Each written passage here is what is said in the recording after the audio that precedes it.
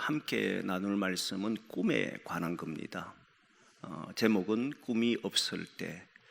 수요일마다 우리가 일상생활 속에서 경험하면서 삶에서 어떻게 말씀 가운데 살아갈 수 있는가 고민되는 많은 문제들 가지고 수요일 날은 만나고 있는데, 그 중에 오늘은 꿈입니다. 꿈이 없을 때 어떻게 하면 좋은가, 이런 것이 이제 오늘 나눌 말씀의 핵심이 되는데, 그런데 꿈이라고 하는 이것이 누구에게 많이 질문을 하고 말하느냐라고 했을 때, 꿈을 가지십시오, 또 꿈이 있어야 합니다, 또는 비전을 가져라, 뭐 이런 이야기는 대체로 보면 젊은 층들에게, 우리 청년이든 학생이든 어린 아이든 이런 대상을 향해서 비전을 가져라, 이런 이야기를 참 많이 해요.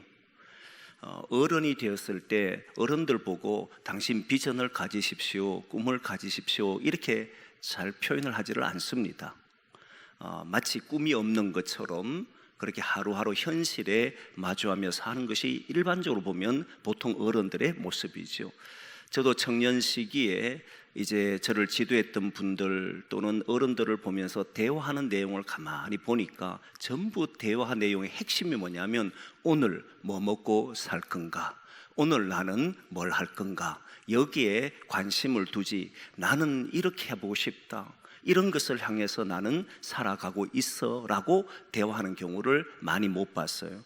그리고 또한 실제 문제가 딱 일어나면 앞으로 어떻게 되기를 원해서 말하는 것보다 지금 여기에서 해결하려고 하는 그게 훨씬 더 강하는 것을 보고는, 아하, 점점 나이가 들수록 현실주의자가 돼가는 것이구나, 꿈을 먹고 사는 사람이다 보기보다는 현실 속에서 현실 문제에 허덕이고 살아갈 수밖에 없는 것이 어른이 되는 것이구나 라고 하는 것을 청년 시기에 많이 생각했던 부분이에요. 그래서 그때도 꿈이라고 하는 것은 젊은 세대나 청년들이나 또는 어린 아이들에게 또는 우리 학생들에게 외치는, 그렇게 말하는 소리이구나라고 생각을 했습니다. 지금도 여전히 비전을 이야기할 때는 대상을 보면 거의 모든 대상이 그들이라고 하는 걸 우리는 압니다. 그리고 또한 어른들보다는 아이들에게, 청년들에게, 학생들에게, 이렇게 젊은 사람들에게 하는 곳도 있지만 또 다른 한 곳이 있어요. 뭐냐면 모임을 가졌을 때 대체로 그럽니다. 공동체가 형성되면 너희들이 모여서 뭐 할 건데, 그리고 공동체 구성원들에게 우리는 이렇게 모여서 이 일을 위해서 하려고 한다라고 할 때 대체로 보면 그 꿈을 많이 이야기해요. 회사를 만들어도 우리 회사는 이것을 위해 존재합니다. 교회, 당신 교회는 무슨 꿈을 가지고 있습니까?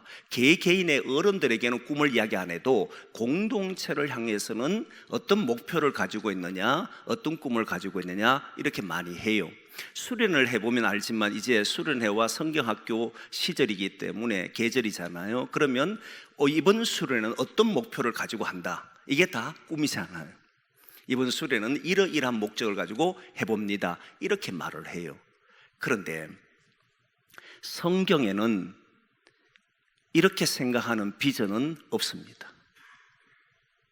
놀랍게도 우리가 지금 말하고 있는 네 꿈이 뭐야, 네가 어떤 목표를 가지고 있어, 이런 식으로 생각하는 비전이라고 말하는, 또는 흔히 말하는 꿈이라고 하는 것은 성경에 제시를 하지를 않아요.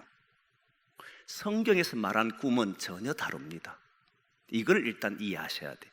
그러면 우리가 흔히 말하는 것과 뭐가 다르냐 했을 때, 우리가 흔히 말하는 것은 조금 전에 했던 것처럼 직업, 네가 앞으로 어떤 직업을 가지고 살 것인데, 운동선수, 연예인, 또는 가수, 또는 앞으로 의사, 뭐 이런 식의 꿈을 가지는, 나는 의사가 꿈입니다, 나는 디자이너가 꿈입니다, 이런 것을 말하는 그런 내용은 성경에 없다는 거예요.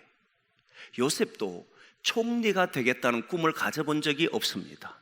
그걸 말한 것도 없습니다. 다윗은 왕이 되었지만 나는 앞으로 커서 왕이 될 거야 라고 말하지를 않았습니다. 바울은 자신이 예수님을 믿기 전에는 꿈이 뭐냐면 율법학자가 되는 게 꿈이었어요. 하지만 예수 믿고 난 뒤에는 그가 하나님 주님이 나에게 주시는 꿈이라고 하는 것, 이방인의 사도가 되는 것이 그가 이제 해야 될 일이잖아요. 그런데 처음부터 나는 이방인의 사도가 될 거야, 자기에게서 어떤 꿈을 말하거나 어떤 직업을 말하지 않았다는 거예요. 성경에서는 직업이나 앞으로 내가 미래에 뭘 할지에 대한 계획들을 말하는 곳이 없다는 거예요. 그런 형태로 생각하지 않는다는 거예요. 그리고 목표를 설정해 놓고 내 목표는 이것이야 라고 하는 것도 사실 드러나지 않습니다. 성경에서 말하는 꿈은 무엇이냐라고 말을 했을 때, 꿈은 오늘 본문에는 사실 하존이라고 하는 묵시가 없으면 방자히 행한다 할 때 이 묵시란 말이 하존이라는 말입니다, 히브리어로. 그런데 이 하존이라고 하는 이 말은 계시라고 하는 말이에요. 계시인데 어떤 영어 성경에는 번역하기를 비전으로 번역한 것도 있어요. 계시로 번역하는 것이 일반적인데 비전으로 번역하기도 하고 이상으로도 번역하기도 해요. 이상으로 번역하고 계시라고 번역하고 비전으로 번역하는데, 하존의 원래 의미는 본다라고 하는 말입니다. 본다. 어떤 것을 보느냐 하면 내 눈으로 보는 것이 아니라 보여준 것을 본다는 거예요. 그래서 계시라는 말을 쓰는 거예요. 성경에서 비전으로 번역하는 모든 것들은 하나님이 보여주시는 것을 보는 눈, 이걸 보고 우리는 비전이라고 그러기도 하고 계시라기도 한다는 거예요. 내가 꿈꾸는, 나는 앞으로 이것을 하고 싶어, 나는 총리가 될 거야, 나는 앞으로 훌륭한 피아니스트가 될 거야, 이런 것을 꿈으로 말하는 것이 아니고 하나님이 보여주는 것을 보는 것이 비전이다 또는 계시다, 이렇게 말하는 거예요. 전혀 다른 출발점을 갖고 있다는 것 아시겠지요? 그럼 여러분 여기서 생각해 보면 어쨌든 보여주는 것이든 본다라는 것은 모든 것이 미래를 말하는 겁니다. 미래를 말할 때 많은 기독인들이 여기에서 오해하고 착각하는 경우가 있는데, 어쨌든 보여준다 또는 본다라고 했을 때에 사람이 자기의 미래를 알 수 있는가 했을 때 알 수 있는 사람은 없습니다. 여러분의 미래를 알 수 있는 사람은 없습니다. 간혹 예전에 미신 사회에 있을 때에 점치는 사람들이 그 사람 미래를 맞추려고 많이 했어요. 그런데 성경에서는 그런 미래를 아주 미워하고 경계합니다. 점치는 사람을 죽이라고 할 만큼 그것을 아주 싫어하는 것이 돼버려요. 왜냐하면 이 모든 미래는 하나님이 열어놓으셨는데 인간이 그 미래를 마치 그대로 될 것처럼 닫아놓은 것을 말하기 때문에 성경의 생각과는 완전히 달라서 그 자체를 없애라고 하는 말이 성경의 생각이에요. 성경은 우리가 앞으로 어떤 사람이 될 것이다 라고 정해놓고 그렇게 걸어가는 것을 원하지 않습니다. 하나님이 언제든지 우리를 새롭게 만든다는 사실을 알고 새로운 것을 향해서 걸어갈 수 있도록 열어놓은 삶이 우리의 미래예요. 근데 미래는 그래서 미래는 우리가 알 수가 없다는, 어떤 인간도 우리의 미래를 알 수가 없습니다. 그런데 예측은 가능합니다. 예측은 가능해요.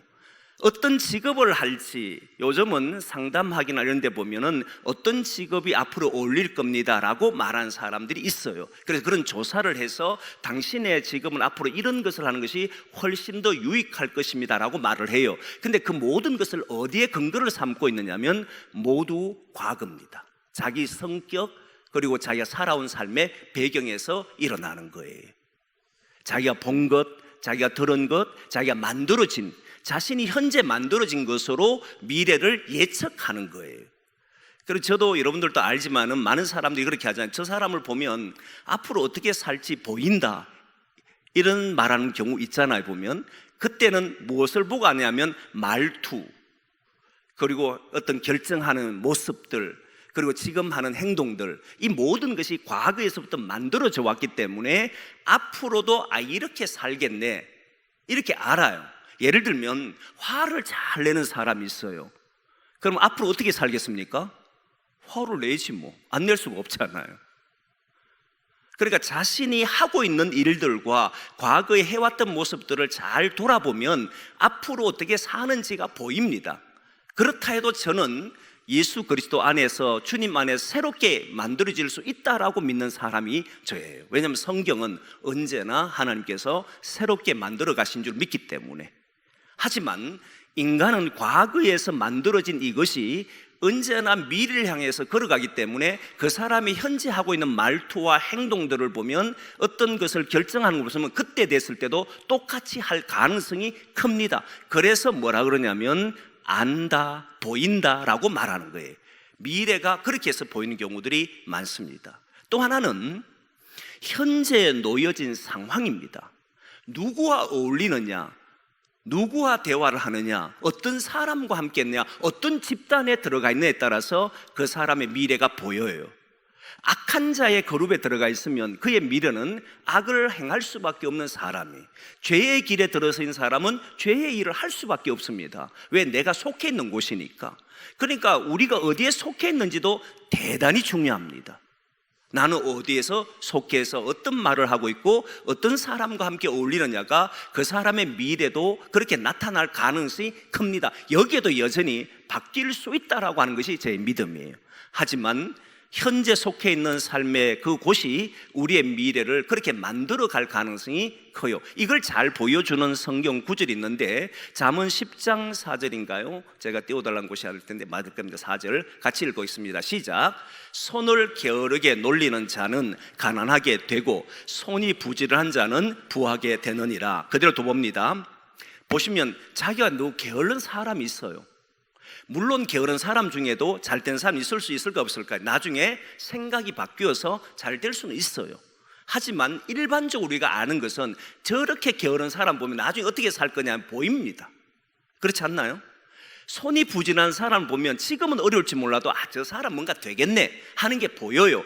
물론 손이 부지런해서 잘못되는 사람도 있긴 합니다. 그러나 그런 사람이 가능성이, 손이 부지런한 사람이 잘 되는 가능성이 크다는 겁니다. 보인다는 거예요. 또 하나 봅니다. 잠언 11장의 말씀입니다. 11장 19절 말씀을 봅니다. 같이 봅니다. 시작. 공의를 굳게 지키는 자는 생명에 이르고 악을 따르는 자는 사망에 이르느니라. 자, 여기 보면 악을 따르는 자인데 단순히 자신이 악을 행한 자지만 악한 집단에 속해 있는 사람들은 못 벗어나요. 사람이 발 한 번 디디기가 정말 중요하잖아요. 어디에 내 발을 두느냐가 엄청 중요합니다. 보면 정치하는 사람들도 그렇고 사람들이 자기 발을 어디에 담느냐에 따라서 그 미래가 그렇게 막 결정되는 것을 보잖아요.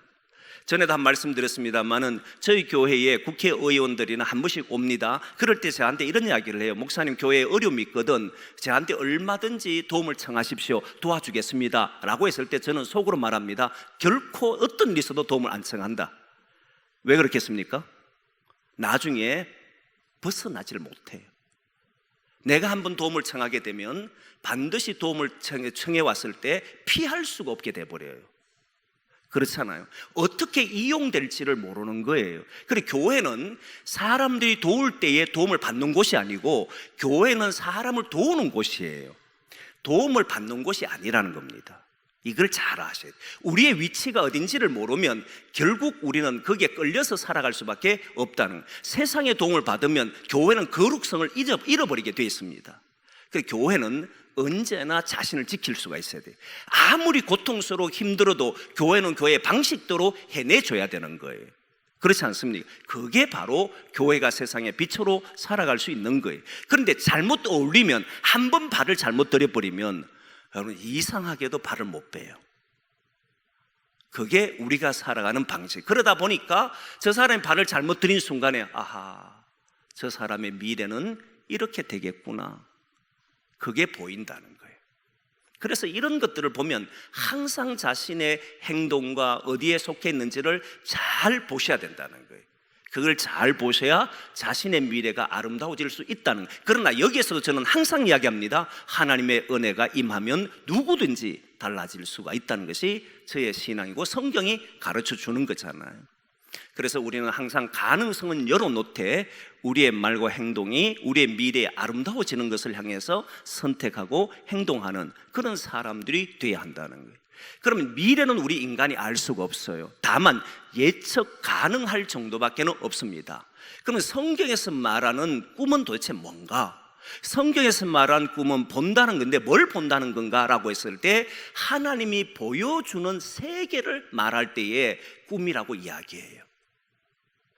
요셉이 꿈꾼 자였는데 요셉이 꿈꿨을 때 그 꿈이 총리가 되겠다는 꿈은 아니었잖아요. 이미 이건 몇 차례 이야기했습니다. 요셉이 단 한 번도 나는 내가 높은 자리에 섰을 때에 형들이 내한테 와서 절할 것이야 이렇게 꿈꾼 것은 없었습니다. 그걸 보여주지도 않아요. 성경은. 요셉이 꿈꾼 것은 그가 나중에 고백하지만 만민의 생명을 구원하시려고 하는 하나님의 계획임을 알았어요.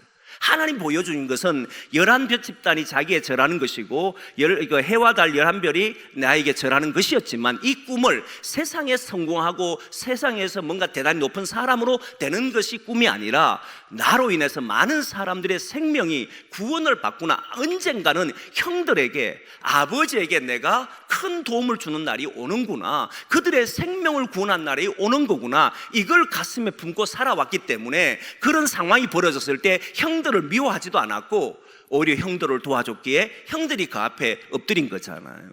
이게 꿈이 달랐다는 거예요. 그가 본 것은 총리가 아니에요. 다윗도 사울 왕이 그렇게 어렵게 할 땐 하나님이 나에게는 왕을 주실 것이다, 거기에 있지를 않았어요. 자신은 어떻게 하나님 나라가 될 수 있도록, 하나님이 통치하는 세상이 될 수 있도록 할 것인가, 여기에 꿈을 가지고 살았다는, 하나님이 보여주시는 꿈이 뭔가, 이것이 핵심이었다는 거예요. 그래서 성경에 나오는 사람들은 그 꿈이 직업과 연관되거나 앞으로 내가 어떤 목표를 이루기 위해서 살아가는 것과는 전혀 상관이 없는, 하나님이 만드시고 싶어하는 그 세상을 그들의 눈으로 보고 그것을 꿈을 삼고 그 삶을 자기의 삶으로 여겨왔다는 거예요. 다시 물어봅니다. 여러분들은 꿈이 있느냐, 이거예요. 이때 꿈이라고 하는 것은 나이가 들으나 젊으나 어려서나 문제가 이제 아니란 거 알겠죠? 보통 젊은이들과 청년들, 학생들, 그리고 어린 아이들에게 비전을 가져라고 말을 했을 때는, 꿈을 가져라 말을 했을 때는 모두 직업과 그리고 앞으로 살아가는 목표를 위해서 가져라 소리 했다면, 기독인이 꿈을 가져라 하는 이 말은 어떤 말이냐면, 네 앞으로 어떤 직업을 가질래? 앞으로 네 그것을 때 뭘 이룰래? 어떤 목표를 가지고 있느냐? 이 질문이 아니었단 말이에요. 정말 하나님이 주신 꿈이 있느냐? 하나님이 보여주신 곳이 있느냐? 하나님이 여러분들에게 뭘 보여줬고, 우리 교회에게 뭘 보여주셨고, 우리 교회에게 뭘 바라고 계시는지를, 그걸 가지고 있느냐라고 하는 이 질문을 던지는 거잖아요. 이 질문은 나이가 많으냐 적으냐에 관계가 없습니다. 어린아이는 어린아이대로 하나님이 네게 보여준 꿈이 뭔지, 그리고 우리 교회를 향해서 마찬가지로 보여준 꿈이 뭔지, 어른들에게도 하나님이 부르실 때까지는 이 꿈을 저버리면 안 돼요. 이게 보지 못하거나 희미해져 버리면 그때서야 삶에서 이렇게 말합니다. 살 가치가 없다, 사는 낙이 없다. 여러분, 이런 말들이 의외로 믿음의 사람들 속에도 있는 것 아세요? 나는 이제 살 낙이 없다. 이제는 왜 살 낙이 없어요? 하나님 주신 꿈이 있는데. 나는 살 가치가 없다. 나는 살아도 재미가 하나도 없어. 왜 재미가 없어요? 재미가 넘쳐나는데. 주님이 내게 보여주신 세계가 내 눈에 있는데 그걸 이루기 위해 살아가는 삶이 왜 재미가 없어요? 재미가 있지. 안 그렇습니까, 여러분? 그러니까 직업을 생각하고 자기 인생의 목표를 생각하니까 목표가 없어요. 이제 이룰 게 없어요. 그럼 재미가 없지. 삶맛이 안 나고. 그런데 하나님이 내게 주는 꿈이 있어요. 그걸 살아보면 야, 살만한 가치가 있네. 병들어 누워 있어도, 걷지 못하여도, 아무것도 가지지 못해도, 오늘 내 마음이 힘들고 어려워도 하나님이 주신 꿈이라고 하는, 하나님이 내게 만들고 싶은 그 세상을 내가 가슴속에 삼고 있다면 왜 거기에 우리는 희망이 없고, 거기에 왜 우리의 삶의 의미가 없고 이렇게 되겠습니까? 항상 희망이 솟는 거예요. 현재 형편과 현재 상황이 어떠하든지 상관이 없는 거예요. 하나님 주신 꿈이 있으니까 그 꿈이 나를 살게 하고, 그 꿈이 오늘 나를 일어나게 하고, 그 꿈이 나를 오늘 기도하게 하고, 그 꿈이 나로 하여금 걷게 하는 것이 바로 하나님이 보여주신 것이 있는 사람들이 하는 거예요.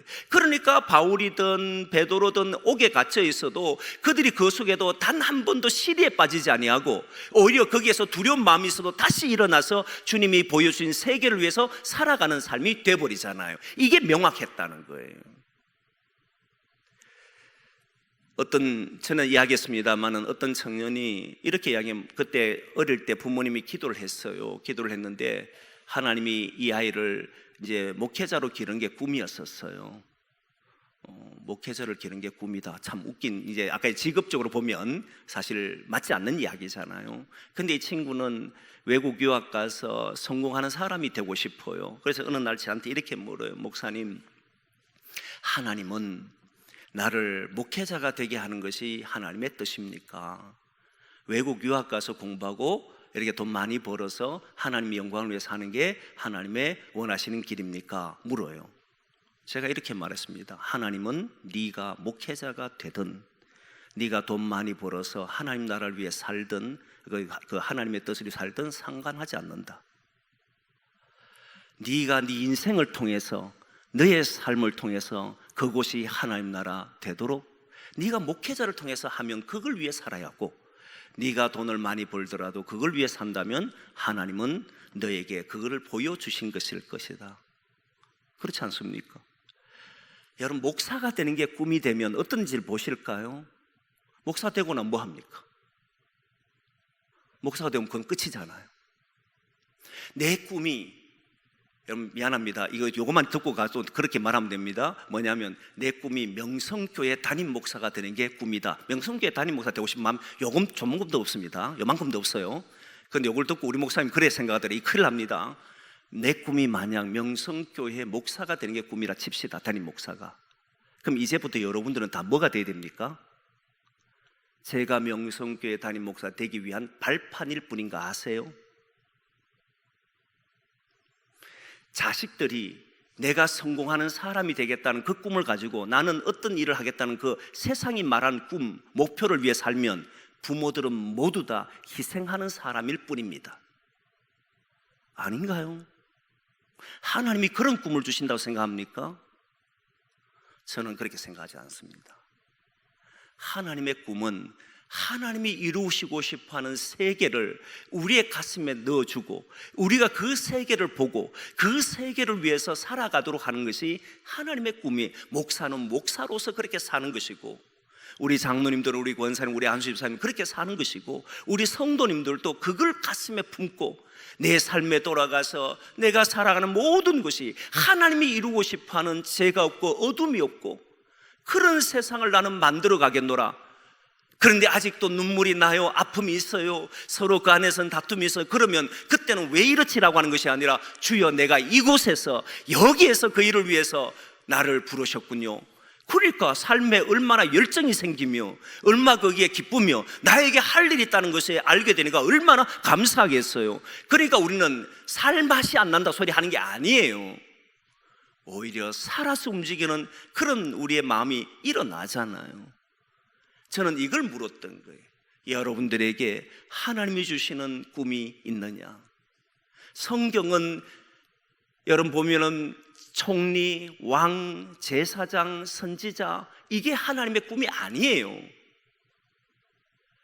그를 통해서 이스라엘을 바르게 세워가고 하나님의 구원의 역사가 이 이스라엘 공동체를 통해서 일어나고, 그래서 구약에는 교회라고 하는 용어가 없지만 교회란 용어 대신에 써있던 말이 있는데 그와 비슷한 것인데, 어떤 면이 비슷하냐면 하나님의 백성이란 말이 있어요. 이때 하나님의 백성이란 말은 어떤 의미냐면 이스라엘 백성들을 불러냈다는 거예요. 하나님의 백성으로 불렀는데 뭘 위해서 불렀냐면 구원을 일으키는 백성으로, 하나님의 구원을 이스라엘 백성, 하나님의 백성을 통해서 일으키고 싶어서 하나님은 하나님의 백성을 불렀다는. 교회는 무엇이냐? 교회도 교회를 통해서 하나님의 구원의 역사를 펼쳐가도록 만든 것이 교회란 말이에요. 이런 면에서는 하나님의 백성과 교회가 의미적으로 일치한다는 겁니다. 구약에는 교회란 용어가 없어요. 그런데 구원의 통로로서는 그 의미가 일치된다는 말이에요. 그러니까 하나님의 뜻을 아는 사람은 모든 사람이 이렇게 살아왔다는 거예요. 그걸 꿈으로 생각하고, 내게 주신 꿈이야, 내가 있는 곳, 내가 만든 가정, 내가 세워가는 어떤 교회, 그리고 모여져 있는 어떤 성교회, 어떤 곳이든 하나님이 구원을 주시는 그 일에, 하나님이 사람들의 얼굴에 기쁨이고 감사가 있는 그 일에 나의 삶을 살아가겠노라. 이게 자기의 꿈을 가지고 살아가는 거예요. 그러면 작은 곳이든 큰 곳이든 상관하지 않고 거기에는 뭐가 있냐면 생동감이 있고, 거기에는 활기가 있고, 거기에는 무엇인가 하고자 하는 의지가 있고 열정이 일어나는 것이 바로 그런 사람들이, 하나님의 꿈을 가진 사람들이 하는 일들이라는 거예요. 그걸 몰랐을 때 어떤 일이 벌어지냐면, 여러분 보시면 예수님의 제자들이 예수님과 함께 3년 이상을 다녔잖아요. 그런데 이들은 꿈을 꿨습니다. 어떤 꿈이냐면 예수님의 좌우편에 앉는 게 꿈이었어요. 로마 세계를 이기고 나면 유대인으로서 세상을 다스리는 그날에 이제는 예수님의 좌우편에서 통치하고 이 백성들을 잘 다스려 보겠노라고 하는 것이 꿈이었어요. 주님이 가진 꿈을 꾸지 않았습니다. 주님의 꿈은 어둠에 있는 자들, 죄악에 있는 사람들, 거기에서 건져내서 병든 자를 고치시고, 그리고 상한 자를 싸매어 주시고, 그리고 옥에 갇힌 자를 풀어주시고 자유와 기쁨을 주려고 하는 것이 주님의 모습이었잖아요. 그런데 이들의 꿈은 오직 예수님의 좌우편에 누가 앉느냐, 이게 관건이었잖아요. 그런데 그 꿈이 예수님이 십자가 지는 순간에 완전히 사라졌습니다. 여러분, 자신이 꿈꾸었던 세계가 사라지게 되자 예수님도 버리잖아요. 그런데 예수님이 십자가에서 부활하시고 죽음에서 이겨내시고 제자들이 나타났을 때 그들이 본 게 뭔지, 이제 하나님께서 그 제자들에게 보여준 게 뭔지를 보셔야 되잖아요.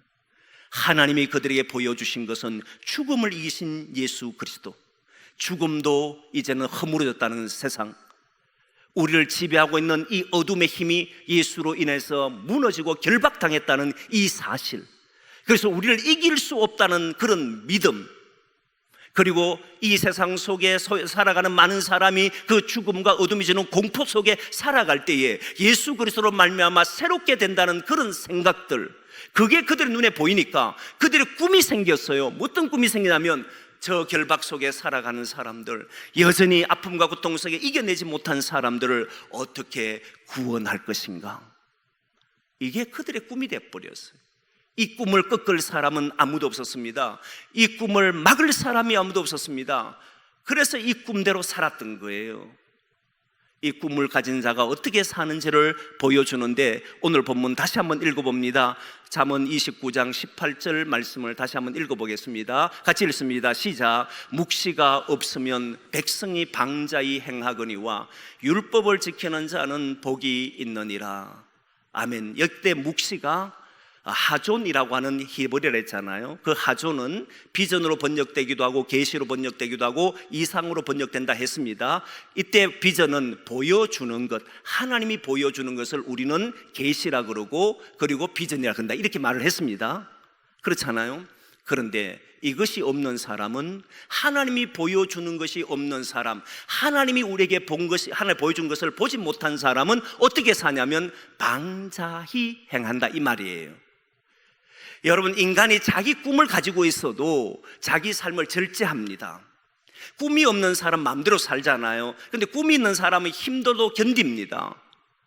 그런데 이때 방자히 행한다는 말은 자기 멋대로 행합니다. 두려워하는 사람이 없습니다.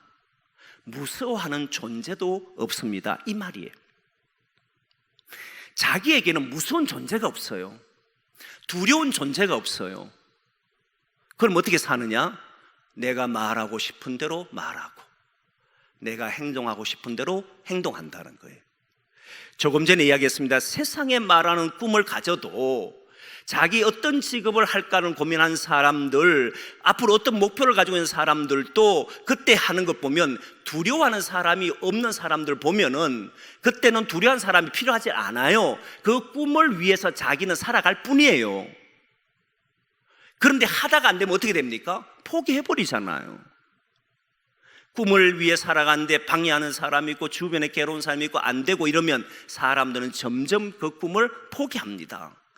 아무리 의지가 강해도 무너집니다. 그런데 두려워하는 존재가 있고 무서워하는 존재가 있고 이런 것을 가지고 있는 사람은 어떻게 되냐면, 말을 하더라도 행동을 하더라도 조심할 수밖에 없어요. 자기 삶을 지키려고 한다는 거예요. 저는 최근에 종교 지도자들, 특히 목회자들이 하는 말들 가운데 저를 비롯하면 누구나 할 것 없잖아요. 쉽게 말을 하고 그리고 상스러운 이야기하고 자신이 뭔가 대단히 된 사람처럼 이야기하잖아요. 정말 저는 하나님이 두려운가, 무서워하는 사람이 정말 있나, 이 생각을 많이 해요. 저도 그러지 않으려고 노력하지만 그럴 때도 있는데 그거 정말 위험하잖아요. 그게 원인이 뭐냐라고 봤더니 오늘 본문에 뭐 때문에 그렇다는 거예요? 하나님이 보여준 세계가 없기 때문에 나타나는 행동이라는 거예요. 내가 만들고 싶어하는 세계를 가지고 있는 사람이 강하면 강할수록 자신의 뜻과 맞지 않으면 언제든지 자신의 기분을 표시하지만 두려워하는 존재가 있으면 함부로 그렇게 행동하지를 못하는 거예요. 감히 어떻게? 그렇잖아요. 꿈이 있는 사람, 하나님을 두려워한다는 말입니다. 그래서 여호와를 경외하는 자는 지식의 근본이다, 지혜의 근본이다. 이 말은 그 순간의 생각과 판단하는 것이 하나님의 뜻에 맞도록 판단하고 살아가기 때문에 하나님을 경외하는 사람이 모든 일을 할 때마다 지혜가 있는 사람이다, 이 말을 하고 싶은 거잖아요. 하나님을 두려워하는 자, 하나님께서 주신 뜻을 가지고 있는 사람, 하나님의 계시, 하나님 보여준 세계를 가지고 있는 사람은 자기를 지킵니다. 근데 여러분, 우리는 인간입니다. 인간이란 이 말은 죄인이란 이 말이잖아요. 해보면 알지만 안 될 겁니다. 이건 저를 비롯한 여러분 모두에게도 해당되는 말이잖아요. 꿈을 꾸어도 때로는 안 될 때가 많아요. 주님이 보여주신 세계가 명확해도, 그게 내한테 있어도 때로는 무너질 때가 있습니다. 그걸로 두려워하지 마시라. 그것 때문에 자기를 괴롭히지도 마시라. 오히려 그때 주여, 내가 주님 앞에 또 회개합니다. 얼마나 우리에게 좋은 길을 주셨는지. 하나님은 또 회개하고 또 돌아서고 또 주님의 뜻을 향해 걸어가려고 하는 사람을 얼마든지 용서하시고 또 기다려주시고 또 그 길을 갈 수 있도록 우리에게 힘 주시고 능력 주시는 분이 우리 하나님이신 줄 믿습니다. 그런 마음으로 걸어가 보면 우리가 주님 주신 꿈을 가지고 살 때 달라진다는 걸 알 수 있어요. 예수님의 제자들이 주님이 보여주신 꿈을 보지 못했을 때는 자기 생각으로 계속 만들어 갔습니다. 그러다 보니까 예수님을 향해서는 왜 우리를 위해서 이래 하지 않느냐, 저들을 어려운 사람이 오면 저들을 버려라, 쫓아내라, 이런 소리 얼마든지 하잖아요. 그런데 부활하신 예수님을 만난 제자들은 그들이 이제 하나님이 보여준 세계가 보이니까 매를 맞아도 인내하고, 전에는 돌을 던져서 사람을 죽일 수 있던 바울이 돌을 던져도 그 맞고 그걸 견뎌내잖아요. 그리고 스데반의 이야기를 보시면 기가 막히잖아요.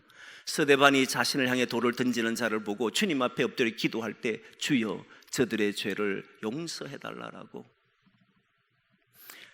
여러분, 그의 얼굴을 보니 사람들이 그의 얼굴이 뭐가 같다 했습니까? 천사와 같더라.